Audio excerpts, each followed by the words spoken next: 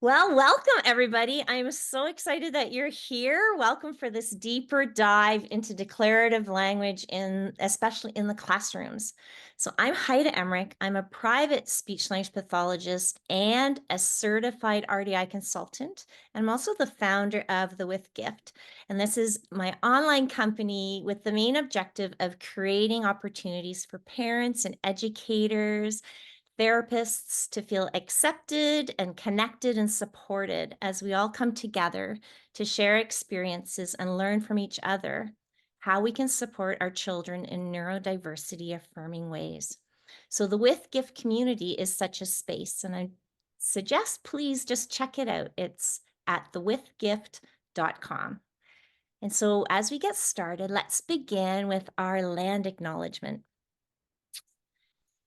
We acknowledge that the land on which we gather today is located on the Haldeman Tract, land that was granted to the Haudenosaunee of the Six Nations of the Grand River, and is within the territory of the Chonononton, Anishinaabe, and Haudenosaunee peoples. We acknowledge the enduring presence of the Indigenous peoples with whom we share this land today, their achievements, and their contributions to our community. So our goal today, we would like to focus on your experiences with declarative language in the classrooms and schools. We know that schools and school days are filled with demands and rules and expectations. It seems like it's kind of like a part of school. And switching to using more declarative language, more experience sharing comments to help students feel more connected and safe, and to inspire interest and wonder and creativity, learning, even self-advocacy and problem solving. It can be hard, even though we know it is an absolutely transformative strategy for all students when it's used well. So today, our goal is to brainstorm with you through some challenges that you may be having and to share experiences so we can all feel confident in using declarative language effectively. If you weren't able to be present with our first conversation with Linda Murphy in March, the replay for that conversation is still available at the With Gift, if I could say that right, at thewithgift.com.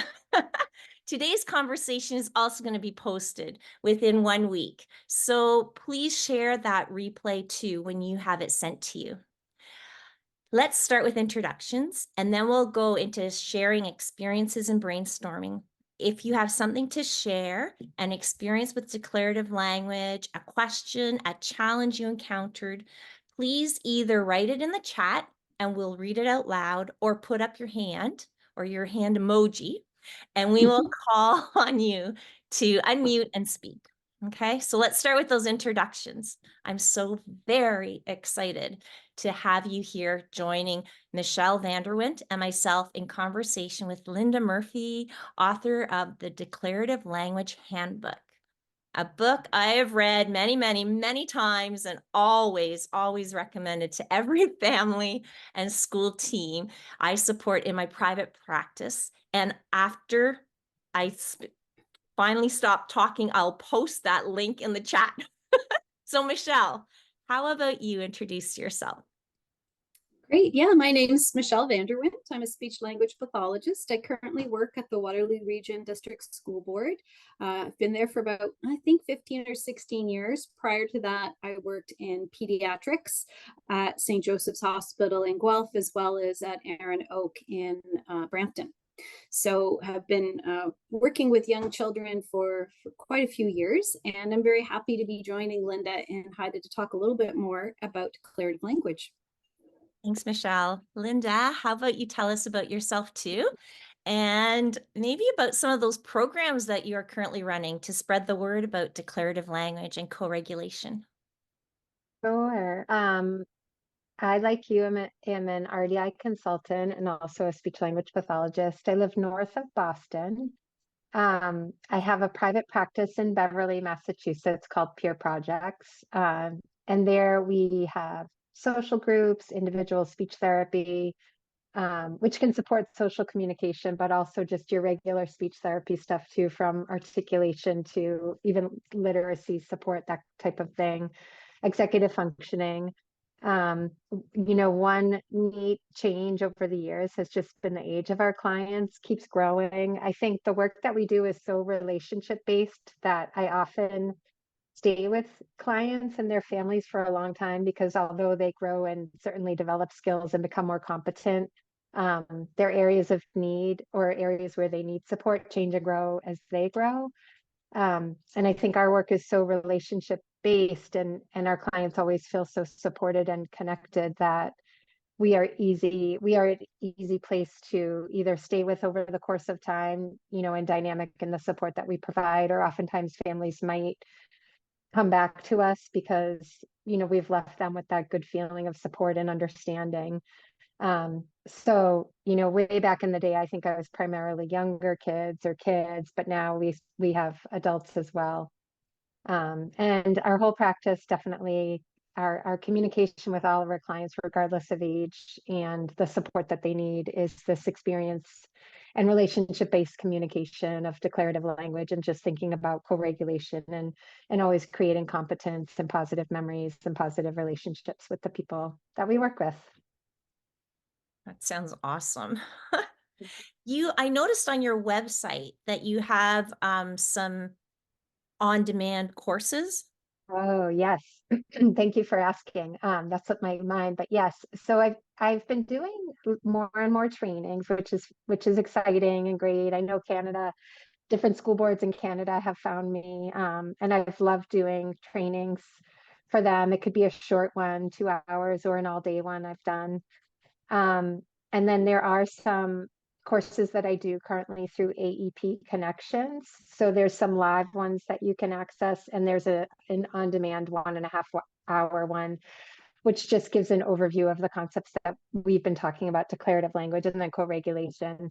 So if you just want a little snapshot of what these ideas mean to get you started thinking and trying things out, that could be a quick go-to place.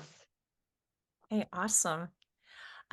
That reminds me too that I also wanted to share that the Upper Grand District School Board here in Ontario is actually releasing a series of 10 podcasts beginning the first week of September, featuring Linda, right?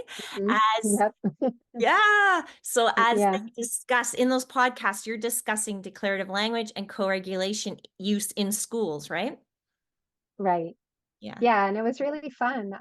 Yeah, we just did these series of, I think, 10 podcasts. Different professionals from the school board came and joined each episode. So it's just a really fun, creative idea, and I was really happy to be a part of it. Yeah, that's pretty exciting. And those are going to be aired on Spotify and Apple Podcasts. So in the fall, watch for that.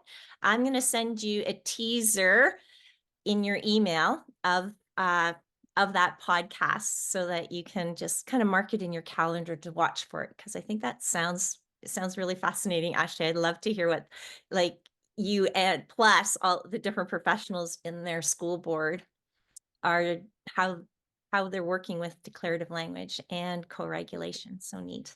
So also, just maybe as a reminder, or as another teaser, maybe, we three are going to invite you all to come back in the fall, in October, where we're going to really focus in on co-regulation. So that's just watch for that, October 21st. So that'll be exciting. Okay, so now let's get to sharing experiences and challenges. And so this is a great time for you out there to just let us know, what would you like us to talk about? And post it in the chat, and we'll give you a minute or so to think about that. And then we'll get into things.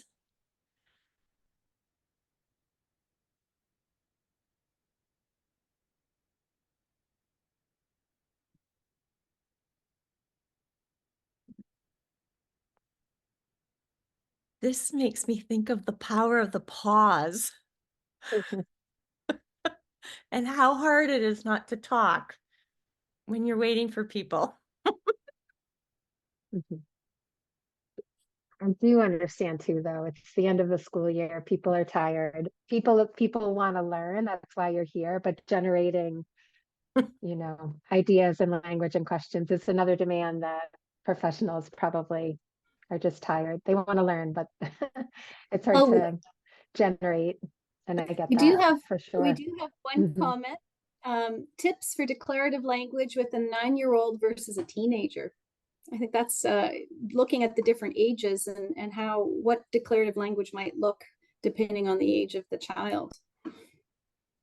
Yeah, so that's a great question. I do know a lot of the time, like starting out, people might think, oh, this is just for younger kids, and how do we evolve this for teenagers, tweens, middle school, high school, young adult?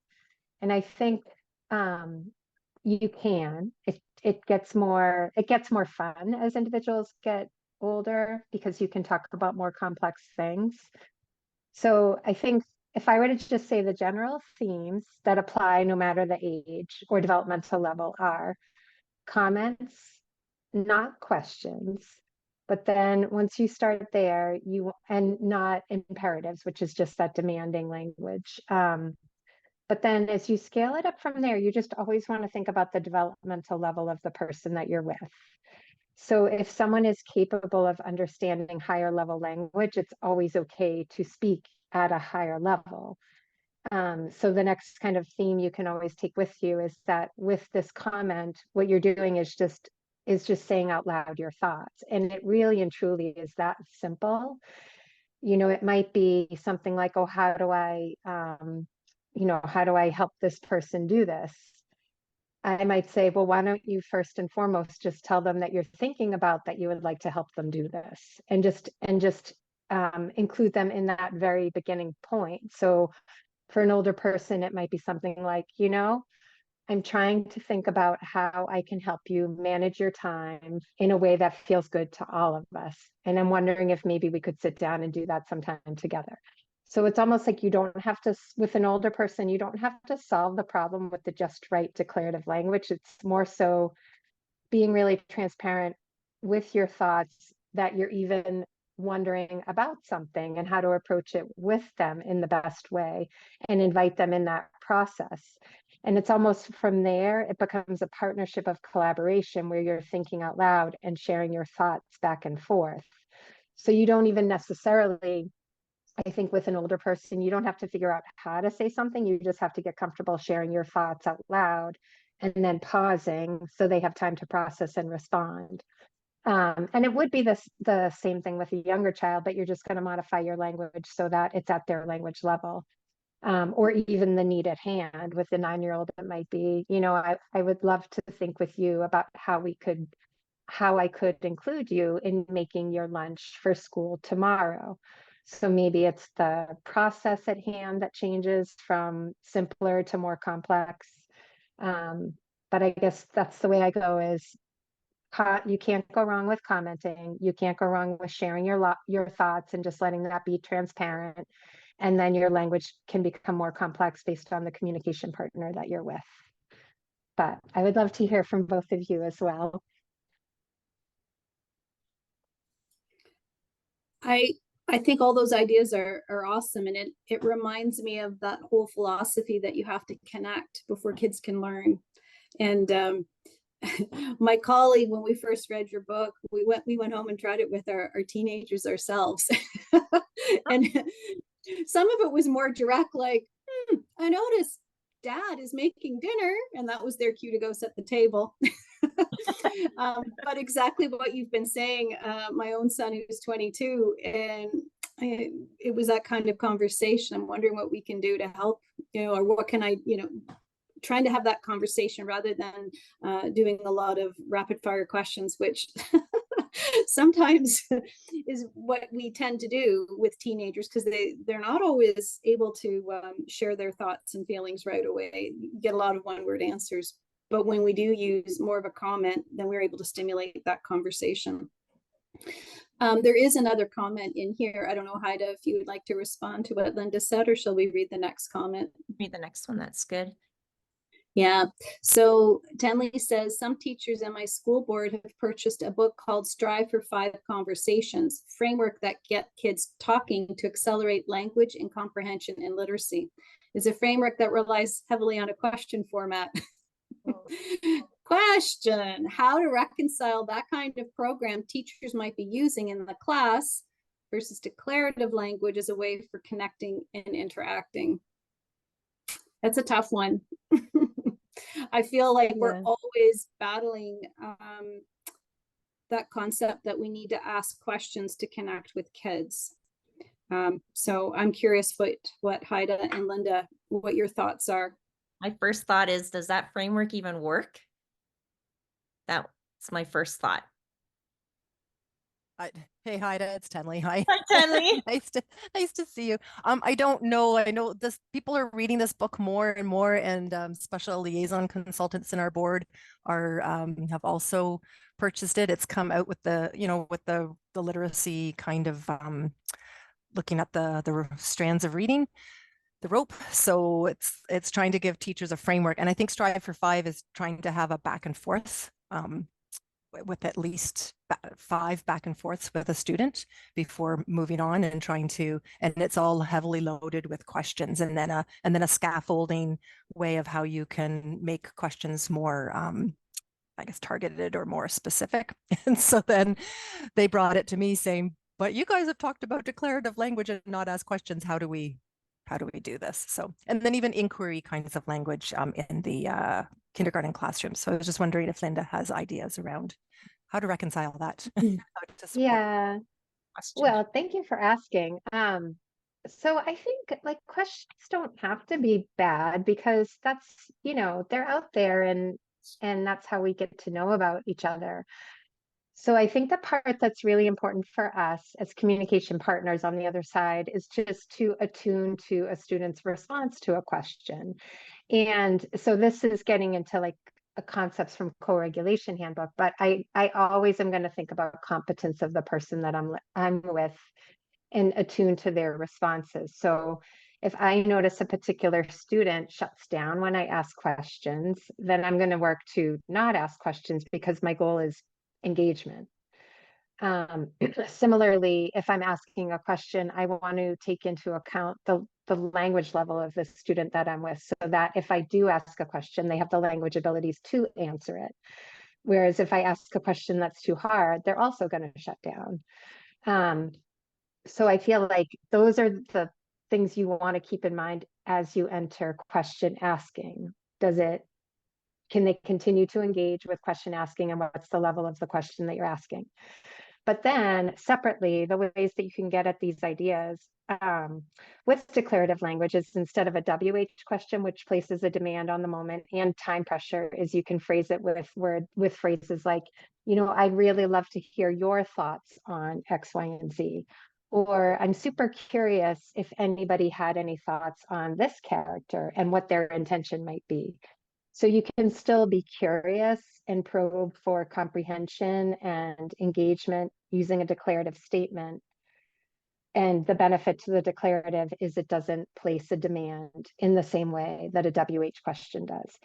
And the other thing too, just to take it one other step, I guess, is with this framework, are there right and wrong answers? And is it like a quizzing thing where we're setting the students up for right and wrong answers, or is it purely engagement purposes and curiosity? And so I would want the latter, because that creates a more safe place for the students to engage. Whereas if it's quizzing right and wrong, then again, that student who's a little more vulnerable, a little less sure of themselves, they're going to be less likely to engage if they're worried about getting something wrong. That's really helpful. Thank you. Just the way you frame that, Linda, just the concept of like attuning to the student's response, like duh, but sorry, just about the way you said that though, that just sort of aha for me. So thank you. And then, yeah. But even like, so is it not putting someone on the spot just to also say, I'd love to hear what other people's thoughts are? Is that still a declarative kind of thing, or is it a lesser, more connective kind of way of talking? Yeah, I think it has to be okay if they say, you know what, I don't have anything else to add. So Okay, I think that makes sense. if you say, I'm wondering if you have any other thoughts, the person has permission to say, no, I'm good. Whereas if you say, what did you think about this? That's more wrong.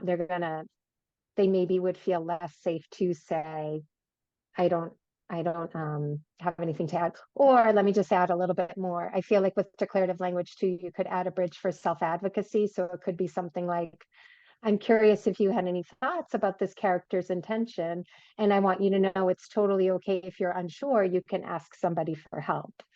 So then you open it up while also creating a bridge for help if they might need it. Yeah. And then sorry, see, I'll go on and on. Because then I think the other piece could be something like, I'm curious you have any thoughts about it. Let me give you, you can think about it a little bit and let me know. So then you also reduce the time pressure, which can also lead to shutdown if a person is just not there for that demand for whatever reason. Which some of those last things you said are what teachers automatically already do. So then it's nice to highlight that, to let them know, like, hey, you're already using declarative language, because sometimes they think, oh, I can't shift to something new, but really they are, like, trying to pull that out of them and highlight what skills they're already Yeah. doing. So that's cool. Mhm. Thank you for highlighting it that way. And I like your point too, that questions aren't always bad. That's not, I think we see, at least I see in the schools, it sometimes is the only way of communicating with kids, and we see the fallout of that. So sometimes we have to push so hard to try and introduce declarative language. I think when I do workshops and webinars and things like that about communicating with kids, always thinking about what is the purpose of the question, and if they already know the answer, why are we asking the question? Like those testing kinds of questions that put people on the defensive, or it's not as engaging. So thinking about that and peppering it in with those comments as well. It's such a simple strategy, but it's so powerful. It's just trying to help people feel that power when you do try it. Yeah. Yeah, I think my Yeah. my one thought always is number of questions in a row. Right? I was, even on the phone, let's say with a parent, and but not they weren't talking to me, to a child, and it was like, although I know they know about declarative language, there's sometimes a time where there's rapid fire of questions and you go, um, let's step back and see if we can keep some questions because you needed to know, but let's connect in a different way too, like the wonders. And so, Linda, I appreciated your way of reframing questions that you still want to know, have some answers for, but how to reframe that a little bit. And Michelle, I think you had a story about going for an assessment, and that warm up period, someone was trying to help warm up a child. And do you want to explain that one? Yeah, a child that needed a soft entry into school. I was there to observe him to see what kind of language skills he had, and the person who was trying to support him had brought him to a quiet room, which was lovely, but then proceeded to ask question after question after question after question. There was no pause time. And he was coloring, and you could see in his movements, he wasn't making eye contact, his head was down, he was, scribbling hard. This kid liked motorcycles, so they had, they had thought of his interests. They had all these, nice motorcycle pictures to color, but being comfortable with the silence and giving him some time. So I thought, well, I'm not going to keep waiting. I'm going to slowly join. So I made a few comments about what he was doing, like, oh, I really like motorcycles too. And he kind of looked up, and then I made a comment about, on the weekend, I didn't get a chance to ride a motorcycle, but I did this, and explain something I did. And this child all of a sudden, like, a light bulb went off, and he's like, yeah, my dad rides motorcycles. Sometimes he doesn't wear a helmet on, and that's not a good thing. And then all of a sudden we exploded into this great conversation, and I could, I started gathering the language sample, but I had watched for a good 10 minutes of the same sort of desire to engage and connect. But when we changed how we were doing it and offered a comment, it just opened up a whole bunch of different conversations. And then you could see him physically relax, and again, that's that power of connecting with someone and feeling heard. And it changed, that trajectory. He became a little bit more calm, and gradually over time was ready to go into the classroom. Yeah. Yeah, and I was just going to add, yeah, and I just think some individuals are just really sensitive to demands and question asking. And so these are the ones that we really want to help maybe teachers know for this student, it really matters because, I'm even thinking of individuals with a PDA profile, pathologic demand avoidance, or persistent, pervasive drive for autonomy. Like demand-based language can really be hard for them to engage or create stress. So that again comes back to just the attunement of the person that we're with, the student that we're with, to determine if especially using commenting versus questions is really important for that person to help them feel safe to engage. Mm-hmm. Mm-hmm. Yeah, good point. Shall we brainstorm a few declarative language changes? I'll pull up and everybody keep writing. If you have something, a question or something, that would be awesome. I'm going to screen share this for a second. These are some of the phrases that we might commonly use. And so what we thought we could do is just brainstorm a little bit on how could we change it to be a little bit more commenting or, experience sharing. And perhaps then the child opens up even a little more or learns something in the process. So what is your job right now? Anybody have an idea of how we could reframe that? Jan. That's a common one for me because I'm a ECE and a retired ECE. So when I come back into classrooms now, every classroom has a whole set of rules. And instead of command and control, I try and build relationships. So what is your job right now? I might say, I'm thinking you know what to do in this moment. And then just give them the space. And I'll give an example. I moved into a classroom. There was an emergency EA in the classroom. And of course, one of the little guys was climbing on the teacher station. And she had gone up to him and said, climb down. That's not safe. Put your feet down on the ground. And of course, he looked at her and just glazed over. And I went over and I just said, I think you know what to do right now. And he looked at me and I gave him that space and off he climbed. And we carried on with our activity. So that's one example for me. Thank you, Jan. Anybody else have a thought on that? Can add if nobody else does. Yeah, please, Linda. And I don't want to, I want to give other people a chance to talk too. For this one too, I love pulling in episodic memory because it could be, so for example, say it's that student and they do know their job, but they're experiencing anxiety about something and we don't necessarily know. And so they just don't have that information at their fingertips because their other emotions or whatever are getting in the way. So I like to even pull in my memories to just help ground them. So it might be something like, I remember that it's math time and that means that we take out our book and our pencil.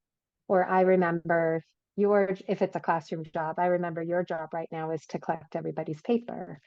Or I remember you are the line leader today. That's fantastic. That means you get to go be first by the door or something like that. So you're just giving them the information in the present moment that they might know, but they might not be able to access right then and there for a reason that we don't know, but we just have to appreciate that for some reason it's not right there for them.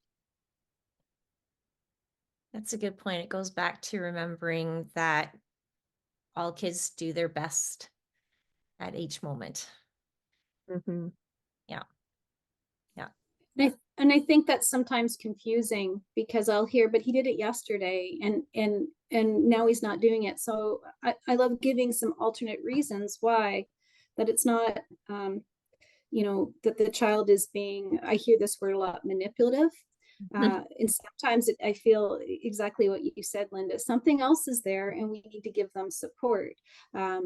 And if it's a new skill that they've learned, or they're having a hard time, so maybe often I know when I hear that, what's your job right now, it's often that they need to be sitting and listening and attending. So giving them some tools to help with that, or offering those options and ideas so that they're tuned into what's happening. And if that's not working, like in Jan's example, some of those words were not helping the child understand, thinking of what they might need in the moment. Yeah, and I was thinking, Jan, I want to pull out one other thing that you did. So you use the language. I think you know what to do right now, but it wasn't just the words. It was also your nonverbal communication, your pace, your energy, and that just has to also be a big part of communicating in this way. Is that you're connecting with them in a positive way versus, like, even your tone can be imperative. Like, you can use a declarative statement, but if your tone is imperative, it's still a demand. So you connected with that child, you had this calming energy of trust and safety, and then added your declarative statement, which allowed them also time for processing. So it's almost like they trusted you, they connected with you, they felt safe, they responded to your communication as a whole, which supported that child to then have the autonomy to take that next step. Yeah, I think the timing is really important. It's always, when you say something declarative, it's giving that time and space for them to process, and like have that pause of time, and let them think about what they need to do and do it. So, yeah. Okay. Should we try this one? Go line up. Any takers? And there's one in the chat. Kathy said, I wonder how quickly we can line up. So that's a nice declarative, especially with a playful tone. I like to use something that gets them to scan the environment and maybe notice something's happening. So it might be, oh, just plainly, oh, I see everybody's lining up now, or something like that. Or I heard the recess bell. Someone else says, it looks like it's time to line up. I wonder what we're doing next, which kind of flows in with what you were saying too, Heide. And I like doing that too. Often, especially with many of the neurodivergent learners that we work with, they're focused on what's immediately in front of them. And maybe they need to finish a task and they're busy working on that and they're not aware because they're enthralled in what they're doing. So if we can cue them into the environment and help them make a decision, and sometimes they're not quite ready. I just have to put in one more puzzle piece, or I just have to watch this thing finish spinning and then I'll be okay to move on. So it kind of buys them some time, but it lets them know that there's something else that's happening around them before they start the next cycle of what they want to do. I always love the reaction sometimes when you do it, and like someone will be busy doing something and it's like, oh, and it's like, then you run to the line. It's like, I really didn't notice that everyone was lining up. So true. Yeah, I feel like, so for some of those kids too, it's a matter of just noticing and they know what it means. But for other kids, it might be a matter of supporting their processing of the changes in the environment. And so even this is another way I've started to think about declarative language is it supports social information processing. So literally, like there's changes happening in an environment that maybe I can easily decode, interpret, take action, but a student that I'm with cannot as quickly or as easily observe, decode what that means. And so my declarative language just cuts through, like takes that cognitive load off of them in the moment to interpret what those changes mean, and just supports them to be successful, you know, knowing what to do next, knowing what the changes mean. Yeah. So it's sometimes, yeah, lately, like I think we're decoding the environment, especially like as it's changing quickly. I love that response. I often will hear when a child's having a rough moment or a challenging time. And what I hear from educators is we had no idea what the trigger was. But when we start analyzing the social context, they didn't understand what was happening. So this buys them some more time. It gives them information.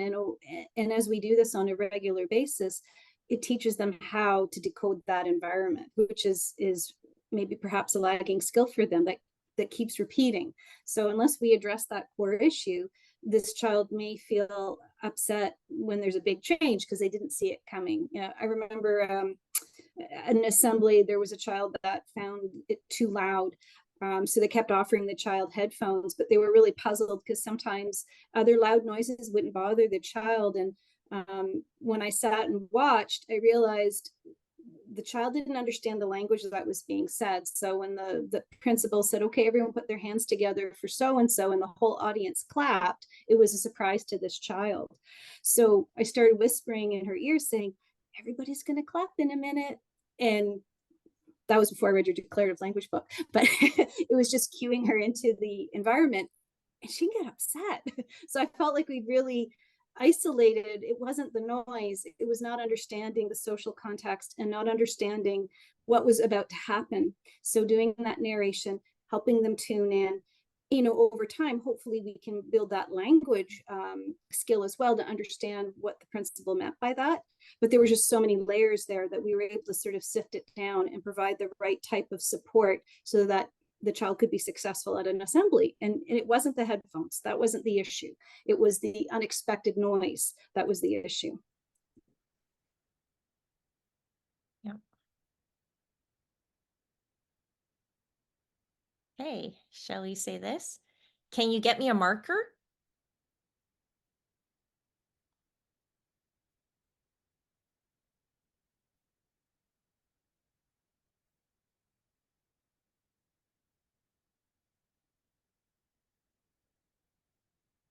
Jen, you raised your hand.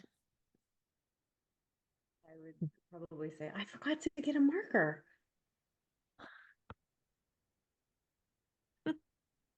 Yeah. I do that a lot. Yep. Well, and Jen, I'm just going to expand on what you said. The other things that that nice phrase does is, okay, you said I forgot to get a marker, right? That was your phrase. So you're inviting the student you're with to care for you and take that action, which is probably a competent role. So that's nice. But then separately, you're modeling a nice cognitive verb, forgot, which just makes transparent your thought processes, which is really nice. So you're modeling that, and we're thinking from that, your student will learn to also use the word forgot when they need help with something. So it's almost like a beginning self-advocacy cognitive verb, I think. And Jen, see, do you know you're doing all this? And then you're also just modeling vulnerability in the moment, like something that's simple, like it's okay to forget things because we all forget things. And I want you to know that if you ever forget something, I will help you too, just like you're helping me right now. So just that one little statement just has such potential for learning, connection, all these sorts of things. I find I forgot and I wonder a lot with kids. I wonder what we should do. Or I forgot that. What are we gonna do? I use those ones a lot with the kiddos that I'm with. Yeah. Yeah, it's really interesting how when we change the way we speak into more of an experience sharing, how much a child can learn. That Mhm. is so much richer than if we revert to just telling them what to do or being really, really direct in our questions so that there's only like, can you get me a marker? It's like yes or no. But oh, I forgot my marker. And look at all the stuff that Linda pointed out that the child is learning from that one little statement switch. It's just beautiful. Yeah. The other thing too, like I said, I like just keep evolving like the things that I appreciate about declarative language. So I'll keep sharing them with you too. But I think even way back cognitive verbs, I was always like, oh yeah, it's great because it helps another person take my perspective if they know what they're thinking, or I help them think about other people's thoughts. But the other thing it does is it teaches the students that we're with to share their thoughts so that we better understand what they're thinking, and therefore they're better understood, or we get to attunement better, where we just are a place of understanding each other, or noticing when we don't understand each other, and we can clarify and repair more quickly than later when it feels hard, or there's a meltdown or a conflict or who knows what, but you get things on the ground a little bit sooner. So these cognitive verbs really go both ways. They help us understand each other and understand our thought processes, because at the end of the day, that's what it's about. Like, we don't always know what the other person is thinking, no matter who you are. And the more we can just be transparent about our thoughts, um, where we're coming from, what we know, what we don't know, what we forget, how we're approaching decision making, mutually, the more we just better understand each other and have stronger communication together. Let's try another one. Give me that. You're not listening. Kathy has a nice way of phrasing it. I don't know if everyone saw it. It looks like whatever it might be distracting you. I can keep it safe for you until later. I like how supportive that sounds. This one too, I was thinking it could even be a matter of where the student, like, they're working on something and they're almost done, but they're not going to shift their attention because they know they're so close to finishing. So a way to invite that communication, so we just know what they're thinking, could be, I'm curious if you're almost finished with that, because we have something else that's next on the schedule. And then that could invite them to say, oh, I just have one more Lego to add. And then we could say, oh, that's great. After you add that Lego, I can hold it for you and save it for later and keep it safe.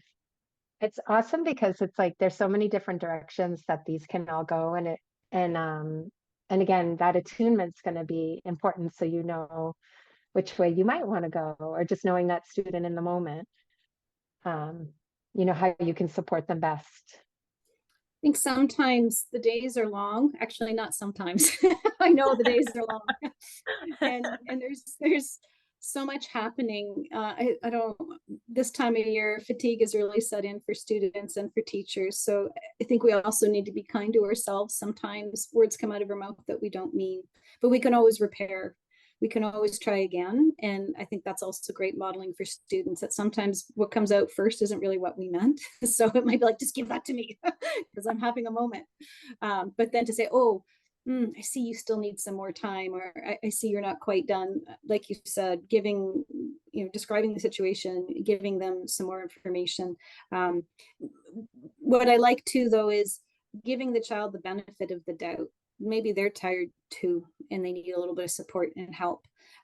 So again, finding a way to convey that you're caring about them and you're thinking about them too, and what they might need in the moment. Those are really good points. Yeah, and the repair too, I think you can always get at it right in the moment, but it's also never too late to go back. I've definitely had moments where I've been like, oh, I didn't handle that in the best way that I could have. I wish I would have done something different. And then when I have the opportunity, it could be a week later, I always want to make a point to go back to that student and just say, I'm sorry that I did X, Y, and Z, because I could see that that was not helpful to you. And I want you to know, I learned or whatever, because I want the student to trust me. And again, it's just modeling that we get it wrong sometimes too. We make mistakes, and nobody likes to make mistakes, but I suppose that's how we learn. So, Yeah, and it models how you can repair it mhm. when you make that mistake. Because sometimes kids do, they recognize their mistakes sometimes, but then they get anxious about what to do about it. When my sister was very little, she dropped a safety pin or a pin on the floor. I don't know why she had a pin, in fact, but she dropped it on the floor and she didn't tell anybody. And then a baby was on the floor and got hurt from that pin. And my sister had such a hard time admitting and saying sorry, right? But had she perhaps had an example of repair and that this happens and we make mistakes, it might have felt different and been a little different, right? So us doing that is so important too. Yeah. What did you do last night? This is an interesting one because we often say that as adults to start a conversation going. And I see this with adults and kids too. And it goes back to what Linda was saying too about episodic memory and what are their memory skills, and can they remember that far back without a little bit of support or help or a model. For some kids that are still trying to formulate their thoughts and ideas, sometimes they need that language model to, like, how do I express? I can see it in my head, but how do I get that out? So maybe just start sharing what you did last night instead and give that model. That's certainly Sometimes- So that's certainly what I did with that little boy, and it worked like a charm. Like, kind of crazy how well it worked. Sorry, Linda, you had some more to add. Oh no, it's okay. Sometimes I use my memories of that person to start it. So it might be something like, I remember you really love Paw Patrol. I'm curious if you watched any Paw Patrol episodes since I saw you last. Or I remember your mom said you were going to go to the playground after school. I'd love to hear about it. So just take the question out of it and give them the foundation to get to the memory sharing. Awesome. There's also a comment, or I think sometimes they do several things and they don't know what to say. Again, I wonder if there's a fear of not answering the question properly or not knowing how to sift through all those memories to pull one out.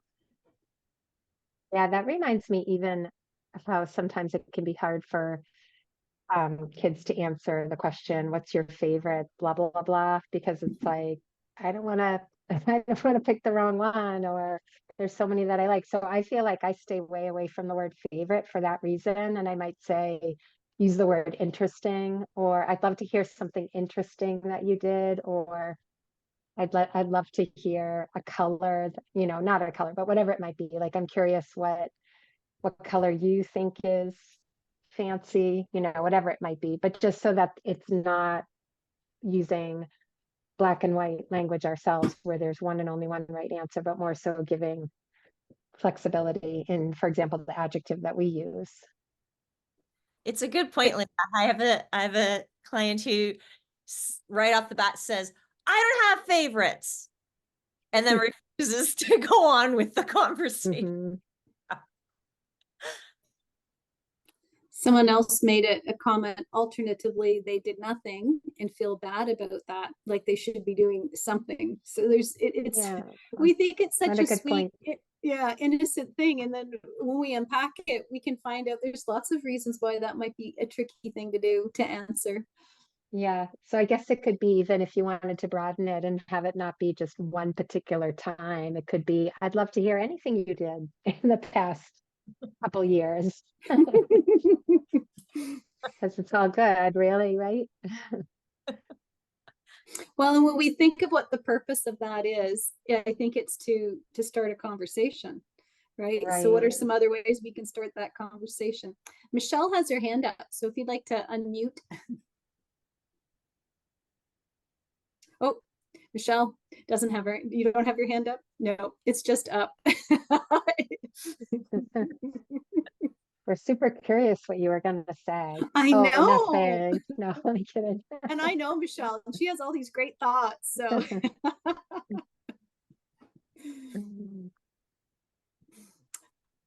The last oh, that's one is similar. Michelle, if you want to type it in, you can. You're saying that you can't unmute, so.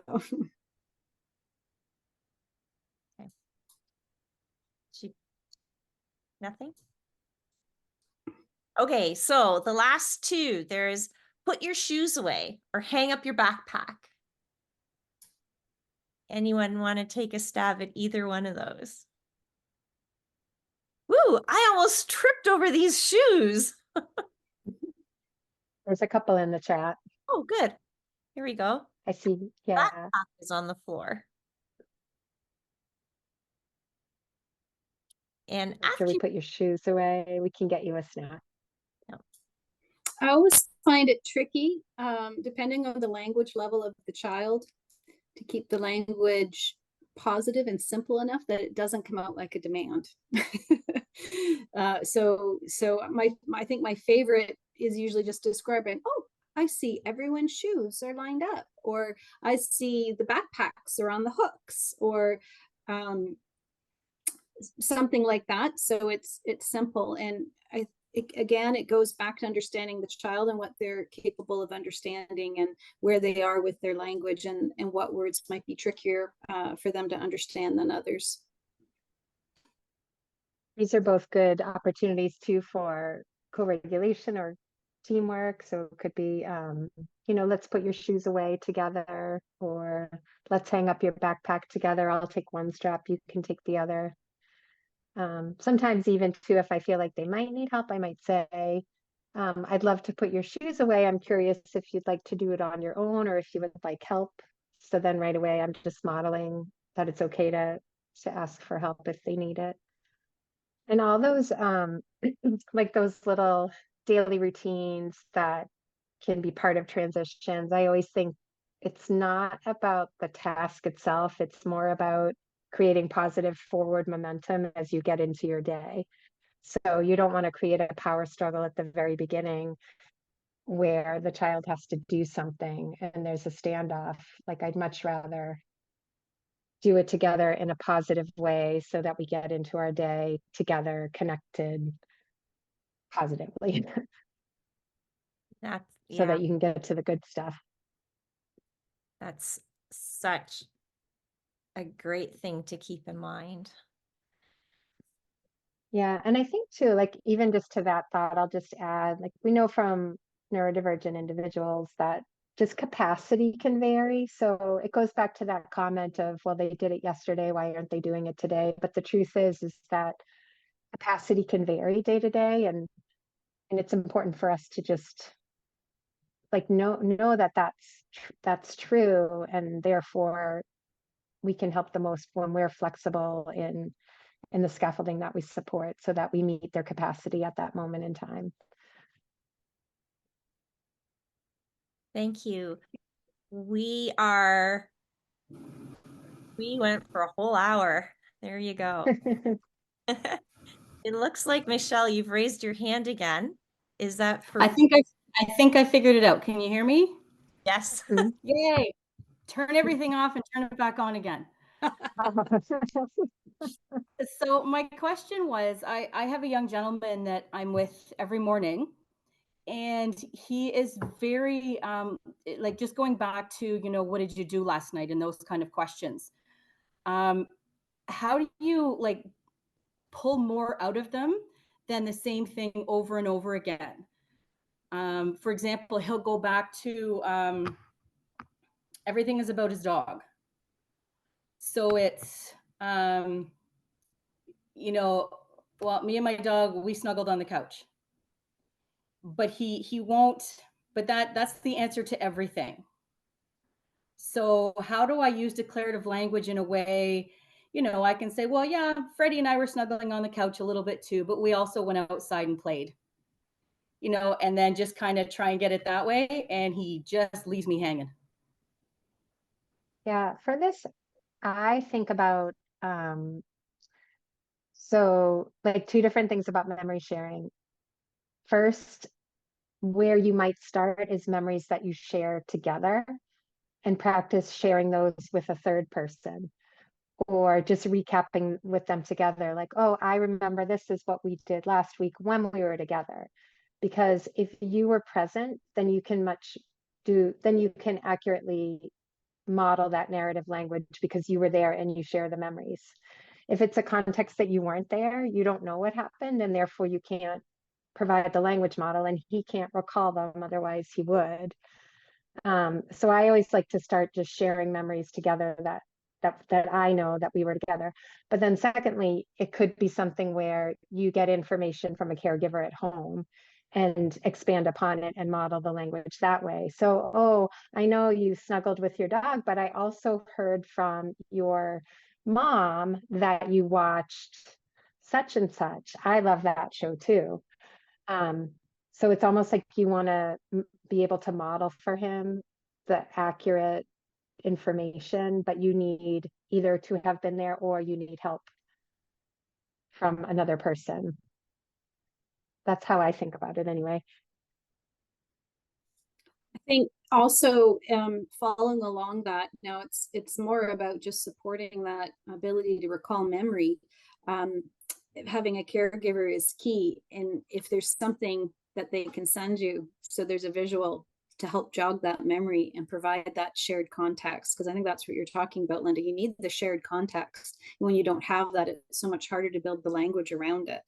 So hopefully that gives you a few ideas about and I think I know who you might be referring to, and that parent I think would be very supportive of providing some of that, anything to do to help the student. So there might be a way to create that connection with him early in the morning, which, as Linda was saying, is setting him up for a positive experience early on, and does set the tone for the day.